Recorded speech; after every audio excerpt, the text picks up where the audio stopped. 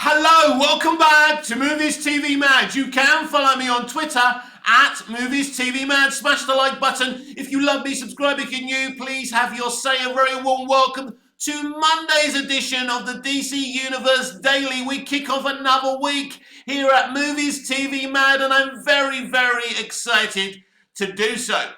On today's show, I'm going to give you a quick update on the rumours that it's actually confirmed that Andy Muschietti will direct Brave and the Bold. We're going to get into that very, very shortly. I'm going to talk to you about why Sasha Calle will not be James Gunn's Supergirl in Supergirl Woman of Tomorrow. I think that's pretty obvious anyway. And we're going to have a little what-if scenario in the final part of today's show. We're going to ask, what if WB didn't announce the removal of Walter Hamada as the DC Films president and the incoming of DC Studios and James Gunn till 2024, and how better that would have worked out for them? I'm not particularly that intelligent. I think it's just common sense, but common sense left Hollywood a long time ago. So first of all, let's give you a quick update on the rumours that it's actually official now that Andy Muschietti will direct Brave and the Bold.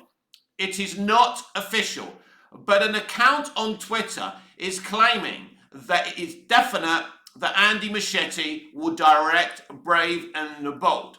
As usual, Warner Brothers are refusing to confirm this and never respond to rumours. I don't know a studio or a television network or a streamer that ever responds to rumours anyway. So this could be true, this could be bullshit. I don't know the validity of One Take News. I don't know if they're a good site. I see them, I retweet some of the stuff on my account at Movies TV Mad over on Twitter. Give me a follow, please. I retweet all the entertainment things and lots of old discussions about old movies, breaking entertainment news. So really, Movies TV Mad over on Twitter, like here on YouTube, is the place to be. So let me just go over it again and give you my opinion about Andy Muschietti potentially directing Brave and the Bold. He will do a solid, good job, as he did with the Flash movie. He's a yes man. He will do as he's told, so there will not be, any problems about creative freedom. He's a studio director. That's why he got the Flash movie gig. He was a very good boy, while directing the Flash movie. And, he's towing the company line about Ezra Miller and all of that. And in a lot of ways, you could say he's earned the right to direct Brave and the Bold because of the shit he's had to put up with. God knows how difficult it was for Andy and Barbara in making that movie, and they do have my absolute sympathy, and they've certainly been good soldiers in the past 2 or 3 years. Will Andy Muschietti direct Brave and the Bold? It's more than likely that it's true that he will direct the movie. As I spoke about last week, Ben Affleck rejected the offer to direct the movie from James Gunn, and I know one A24 director has also rejected doing Brave and the Bold for obvious reasons, because there'll be no creative freedom there. And Andy Muschietti is, like a TV director. When you direct, when someone comes in to direct NCIS or something, they don't have creative freedom. There's the script, read the script, this is what we want, this is what we want you to tell the actors to do, and that's it. And that's what Andy Muschietti was doing with the Flash movie, and that's what he's going to have to be doing with Brave and the Bold. So yeah, there's a big chance that Andy Muschietti will direct Brave and the Bold, but let's be clear, there is no official confirmation right now. A site telling you that it's definitely going to happen doesn't mean it's definitely going to happen. Now, no disrespect to One Take News, because they may have a good source from inside the studio. This may be official, and also they may have leaked this to bump up the worrying soft 70 million opening domestic box office of The Flash. That's what projections are still saying. So maybe saying that the same director is directing a Batman movie may get a few people excited. Look, I don't think it matters what they say. The Flash movie was always going to open up the way it was going to open up. And I even think the studio are fine with just getting their money back and making maybe a couple of $100 million in profit, because the film is problematic. The film's not problematic. The planning, the decision making in what went in, the methodology of what went into making the film is more a problem than the film. The film does have its issues, but it is a very, very enjoyable, exciting, emotionally harnessed movie. And I'm not saying it's a bad movie, but obviously I would have preferred, a faithful Flashpoint adaptation, or basically a solo movie, a solo origin movie, that basically puts the Flash, story out there and tells us who the Flash is. Also, I would have preferred someone other than Ezra Miller playing the Flash. I think he's the least favourable of Zack Snyder's castings. I think Zack did an excellent job with his other, iconic DC heroes cast. Cavill, Affleck, Gadot, Momoa, Ray Fisher. Absolutely fantastic. Even the casting of the lesser characters in DC was brilliant. I don't know why Miller got the job. I'm starting to suspect that maybe Snyder wasn't the one who cast Miller wholeheartedly, and maybe the studio had something to do with it, because Miller has pretty much always been a Warner Brothers person. And so that could be part of the issues there. So yeah, Andy Muschietti apparently will be directing Brave and the Bold, according to One Take News, but don't take that as official confirmation. But it's more than likely that Andy will be directing that movie. Being an actor is a thankless task, I can tell you. I'm an actor. As I keep on telling you, I write, produce, direct, and act in my own plays. It is a thankless task when you're working for other people. Thankfully, I got the memo and started working for myself and making and acting in plays for my own community here in Iron Napa. There's no profit in that, but I get a buzz out of pretending, out of acting. It's something I love, always love being creative. So for me, getting into this business, like in terms of directing, writing, and acting, was never about fame. Luckily, Mick, because you ain't very talented and you're not famous. I know. So luckily, I get a buzz out of doing the work. But I do feel sorry for Sasha Calle in this situation. It's a terrible situation to be in for Sasha, because she was given the DCEU's, Supergirl role. So she thought, this is it. I'm in full time. And that's what Walter Hamada and Andy Muschietti wanted when they cast her. She was going to be this franchise's Supergirl. Sadly, Walter Hamada is not there anymore. Well, I think he's more there than people think he is. I think he's in the background. I think it's very interesting how Christina Hodson, someone he worked very close with at New Line Cinema, someone he promoted at DC, is part of James Gunn's story team in the new DC universe. So I think, Emmerich and Hamada are still there somewhere. But I do feel bad for Sasha Calle, because one moment she is this universe's Supergirl, and she's not going to be James Gunn's Supergirl. And that's a shame, because clearly James has come in to take over this franchise. When you come over and take something over, a business, anything, you want your own people there, right? And he may not see Sasha as the kind of Supergirl he wants. What kind of Supergirl is Sasha? She's a very new agey type of Supergirl. She's very similar to the way Gal Gadot's been as Wonder Woman. She's strong, she's tough, but she's also very endearing and compassionate. And I think, there's a balance to Sasha's performance as Kara as well. So she's great in the role. The problem is, it's a role that James Gunn didn't pick for her to do. He's the new man in town. He's in charge. He gets to make these decisions. So sadly, more than likely, Sasha will not be playing Supergirl. As I say, being an actor is a thankless task, because as an actor, when you're an actor in Hollywood, you have no control in what you do unless you're one of the big names. And even these days, there's no movie stars, there's no TV stars anymore. So, you know, the actors, even the successful ones, don't have the control that they used to do 40, 50, even 60 years ago. So basically, as an actor, you just make your mark, you say your lines, and you go home, and that's it. And you toe the company line. And most of it today is towing the political company line. And when you speak out, you will be cancelled and you will lose your job. This is the sad way the industry has gone.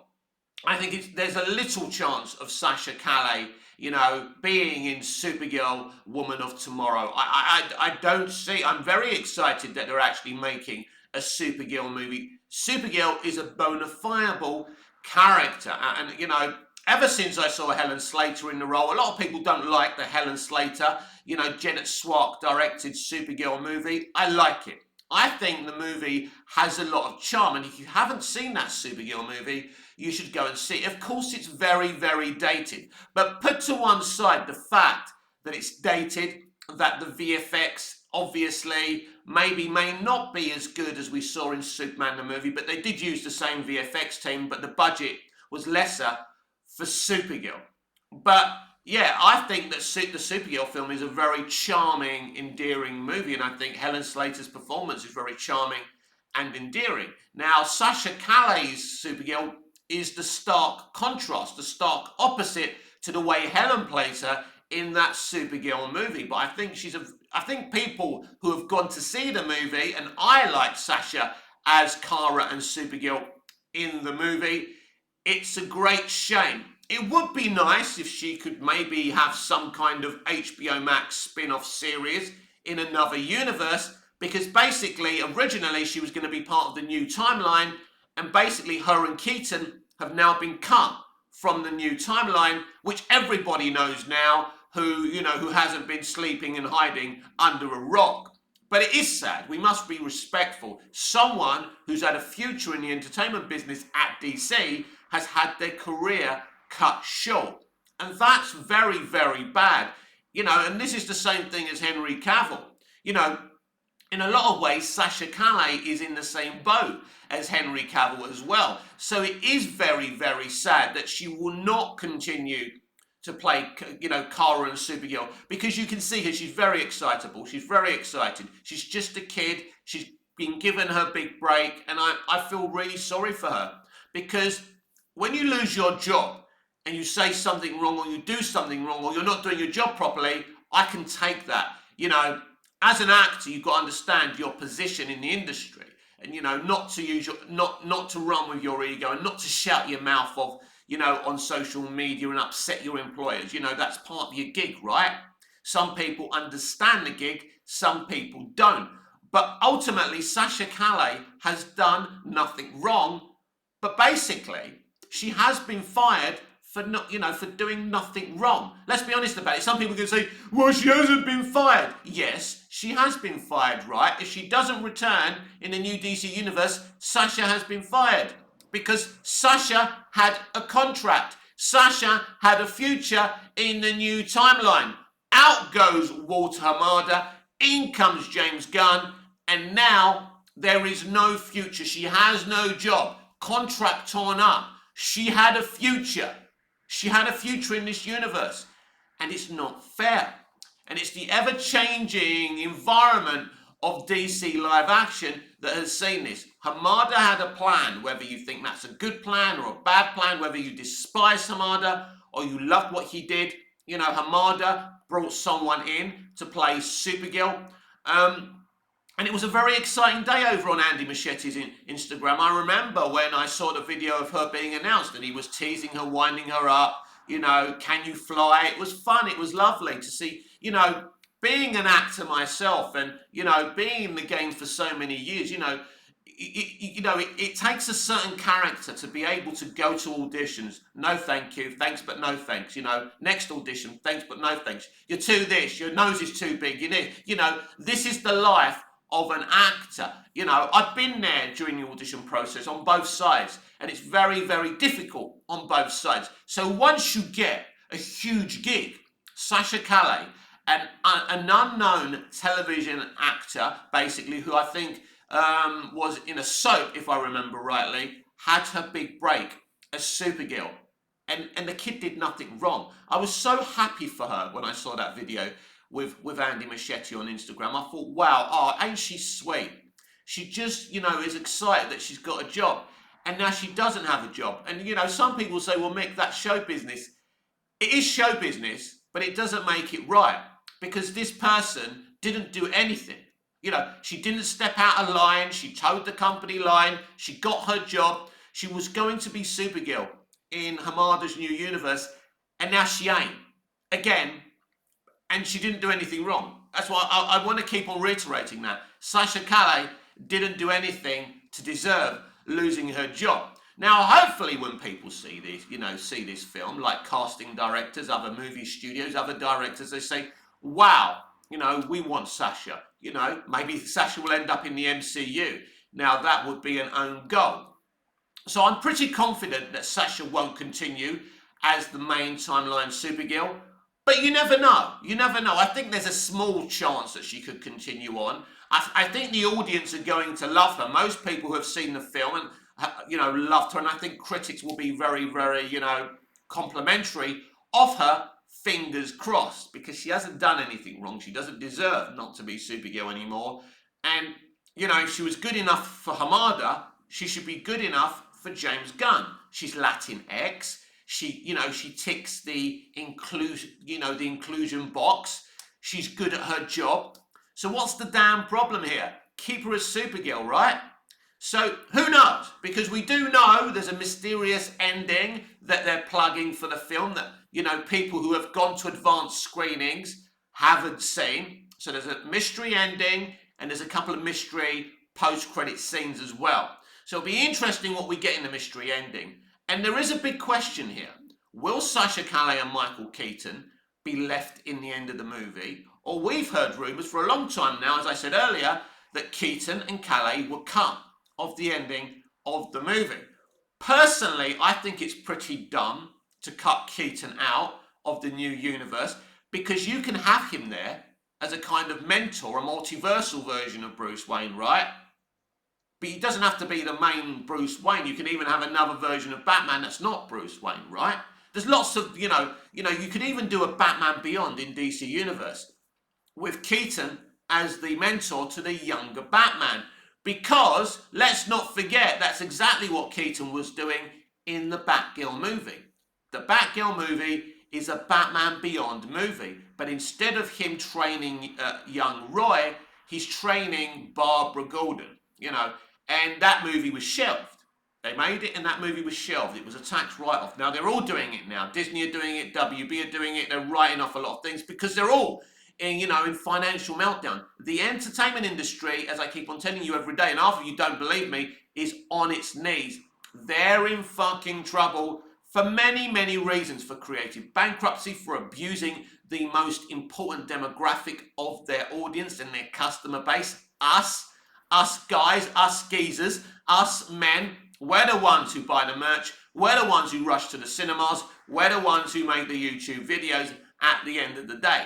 We are the dominant factor. But they didn't want us to be the dominant factor. They wanted to drive out straight white males and replace us, with different minorities and, the LGBTQ community, and they wanted to get rid of us because they hate straight white males. How's that working out for you, Hollywood? So, yeah, Batgirl was going to be a Batman Beyond movie with Keaton and Leslie Grace, and, it's sad we'll never see that movie. I'm actually still looking for it on the Never Never, right? I always get my way and I always find someone to show me these things. So if I do see it on the Never Never, even though I'm not allowed, right?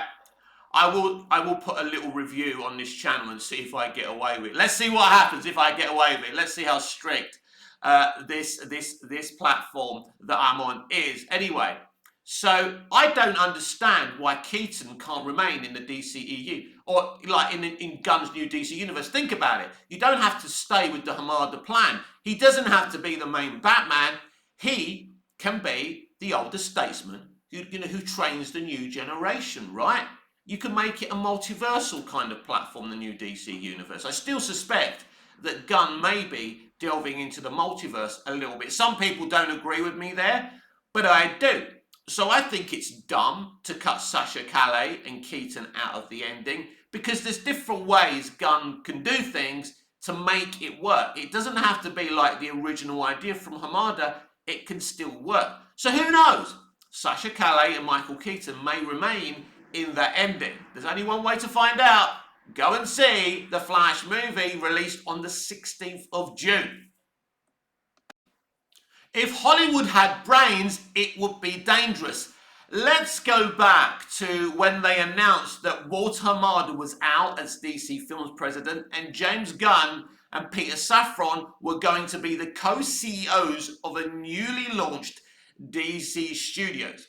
I think we all know now that they announced all of this far too soon. But why, Mick? Because they still had another 4 movies to release from the old regime. So this confused everyone. Now, if you remember, I called all of this out at the time. James Gunn was putting out, comic book panels of his favourite comics. He was teasing Superman Legacy and teasing certain Superman comics. He was confusing the fans. 1 minute, these films had nothing to do with him. Then he was like promoting only Blue Beetle without promoting the other movies. And then he had to clarify that he has nothing to do with Blue Beetle and Blue Beetle has nothing to do with his universe. His universe will be in a different timeline. I don't even understand if the timeline we come into at the end of The Flash is the same timeline that Blue Beetle will be in and Aquaman and the Lost Kingdom will be in. It's utterly fucking confusing. And if you understand all of that, let me know, because at this point, I'm as confused as everybody else. So, the announcing of Hamada leaving while his movies were still coming out was ill-conceived, and the announcement that Gunn and Safran were taking over a newly launched DC Studios was also a very big own goal. As I said earlier, they're not clever people. The people who used to run Hollywood are very, very smart, clever people. And, this is a red flag where Zaslav is concerned. He should have had the grey matter to understand, keep Hamada there until these movies had been released. Then at the beginning, of 2024, announce him as being out and Gunn and Safran as being in. Those films have released, then you can excite everyone about the future. There was actually no need to announce Gunn and Safran and Hamada's exit before 2024. You announce it all in 2024. Hamada's now gone. His movies have gone. So there's no histrionics. And as you announce Hamada's exit, you then announce that Gunn and Safran are going to be running DC. Then Gunn and his ego can come in and talk as much about his new plans as he wants.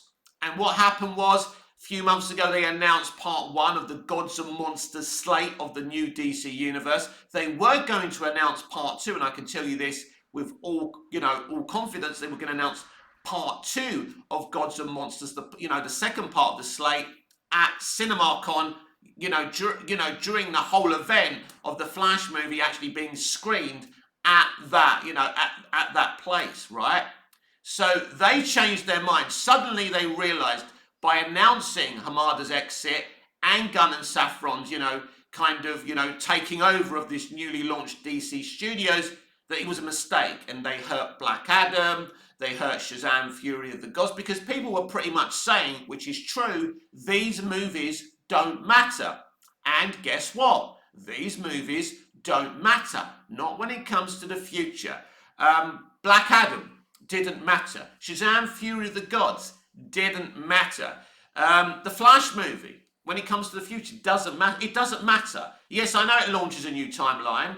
So maybe depending on the new mysterious ending they give us. I mean, I'll leave the Flash movie up just in case we do actually get an ending that really gives us some detail into, James Gunn's new timeline. I doubt we're going to get much, but maybe we'll get a little tease. But an Aquaman and a Lost Kingdom certainly doesn't matter, but if you don't announce Gunn and Saffron, and you don't announce that Hamada's out till 2024, the audience is going to be none the wiser. They know Zaslav's here. They know big changes are going to be made. They know Zaslav is making noises about not being happy with the previous regime of DC. But nothing's happened. Nothing's been announced. So the rumours keep on flying. And, if Zaslav was a smart guy, he would have gone publicly and said, there will be no announcements on the future of DC till January of 2024. That's what he should have done. These movies come out, whether they succeed or fail, it's done, it's dusted. Gunn and Saffron are in. There you are. Bob's your uncle, Fanny's your aunt. You've got new leadership. And as these movies were always going to fail mostly anyway, he's been, basically it looks like he's been fired because of the box office of those movies. It's like he's been given one last chance to see how those movies get on. Then Gunn and Saffron come in because Gunn and Saffron were always going to come in anyway. That plan was always going to happen. Well, to a point, after everyone, rejected Zaslav's advances, he went to Gunn and Saffron. But that's how a competent leader and a competent company does things. Now let's go back and see what actually happened. Gunn and Saffron were announced after, Henry Cavill had been announced as returning as Superman. Then Gunn didn't want Cavill as Superman, so he said, no, I'm going to hire my own Superman. So 1 minute you got Cavill back, then you haven't got Cavill. So the whole thing, since the launch of DC Studios, has been nothing less than comical. It's been a mess. Because the DCEU has always been messy since the beginning, since 2013. Either the films have been very divisive and there's been a lot of anger from different fans, but there's been problems behind the scenes. Nobody making those films got on. Snyder didn't get on with Johns, and that was from the very off. Johns has a different aesthetic when it comes to DC, and it's not the aesthetic of what Zack Snyder does. And there's lots of comic book people at DC who didn't like what Snyder was doing. There are some comic book people who write and, who draw these characters that loved what Snyder did, but they were definitely in the minority. So this franchise has always been a big problem behind the scenes with the fandom. Everyone's been divided behind the scenes, in front of the camera, and it's always been a big problem. But what I will reiterate and say is the way Gunn and Saffron handled things, the way Zaslav handled things was all wrong. Nothing should have been announced till the beginning of 2024. And I think we would have set the ball rolling better. So, Gunn and Saffron and Zaslav have got a lot of making up to do because they do look like the Keystone Cops right now. They haven't handled things very, very well. They've tried to keep quiet. Now they're letting the Flash movie do its job. They certainly realised that they couldn't announce the, part 2 of the Gods and Monsters slate, during the promotional campaign of the Flash movie. Now let's quickly talk about this mysterious ending of the Flash movie, which I have no idea what it's going to be. I can have a guess that it's Batman related or something. It's not the way I would have introduced Barry into a new timeline after he reboots the universe. I would have, done something very vast. I've explained it before. I would have had him discover the Hall of Justice with all these new members of the Justice League. I would have made it really vast and very exciting. And then it just finishes and people saying, wow, this is the new universe. Can't wait to see more. But that's not what's going to happen at the end of the Flash movie. Unless it is. I hope I'm wrong. I'd love to be wrong because I think my idea, obviously because it's my idea, is a very, very good idea. Anything that excites your customers, that excites the audience, right, that excites the fans, can only be a good thing. But we live in the era of New Hollywood, and New Hollywood don't want to excite their customers. They want to throw shit at you, and if you don't eat it, they're going to force your face until you swallowed it all up and said, yum, yum. And that is the environment we're in today. And so, yeah, this mysterious ending of The Flash, I think, is more of a marketing kind of gig again. They're saying, you know, nobody knows how this film's going to end. It's very exciting, mysterious ending. You must go and find out what it is. Again, there's no fooling the general audience. The general audience know that they want to go and see the Spider-Verse sequel, that it's going to be good. 120 million domestically, because the general audience are not as dumb as New Hollywood think they are. You know, Guardians of the Galaxy Volume 3. Yeah, we've been following the first 2 chapters. We're going to go and see the 3rd chapter. We trust James Gunn in terms of Guardians. You know, 120 million opening domestic. You know, again, the money's in the bank.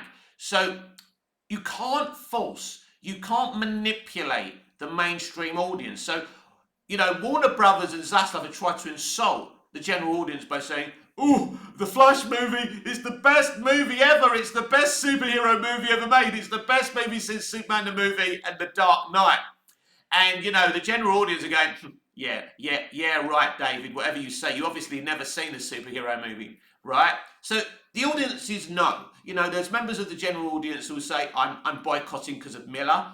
And some people say, well, I'm not interested in DC. It's been shit from day one. That's not me saying it. That's them. That is the perception from the general audience. So the general audience are more smarter than you think they are. And I think this is the problem they're going to have. So whether they say, ooh, there's a mysterious ending, it may suck in a few people. But at the end of the day, I think this movie is going to open softly at 70 million domestically. I think it will do better internationally than it will do domestically, because I think DC is more popular internationally than it is in America right now as well. But it's, you know, this is where we are. It's been utterly messy, utterly shambolic, and I think even when Gunn and Zaslav, you know, came in, they could have handled things a lot better. This has been Monday's edition of the DC Universe Daily with me, Mick, your host with the most. Just ask your girlfriends and your wives. Please like, share, comment, subscribe, hit the notification bell so you never miss this beautiful perfection. Smash the like button. If you love me, subscribe if you're new. Please have your say. Until I see you again,